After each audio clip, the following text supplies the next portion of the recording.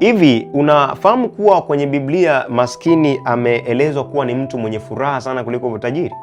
Kwa nini? Tusome kitabu cha Yakobo sura ya kwanza mstari wa 9 mpaka wa 11.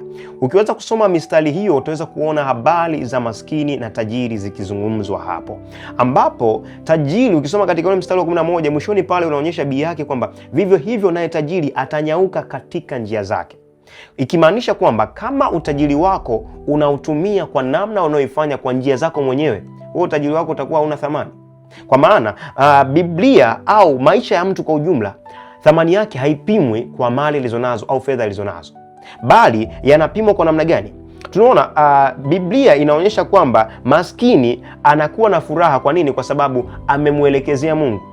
Maisha yake yote anamtazamia Mungu, anaona kabisa kiukweli kwa njia zangu sitaweza.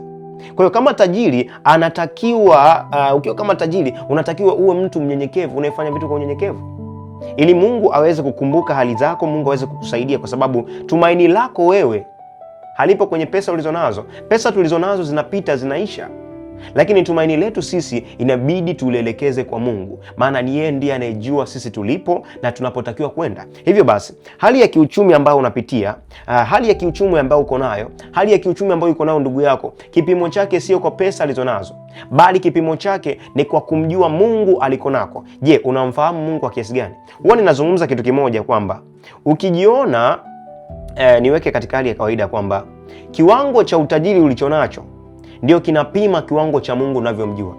Ukiona kiwango chako cha pesa ni kiasi fulani, basi jua ndo ukomo wako wa kumjua Mungu umeishia hapo. Laiti kama ukiongeza kumjua Mungu, utajiri wako utaongezeka. Lakini kama ukiishia hapo hapo, utajiri wako utakuwa the same na hapo hapo ulipo. Baada ya kusema hayo, Mungu akubariki.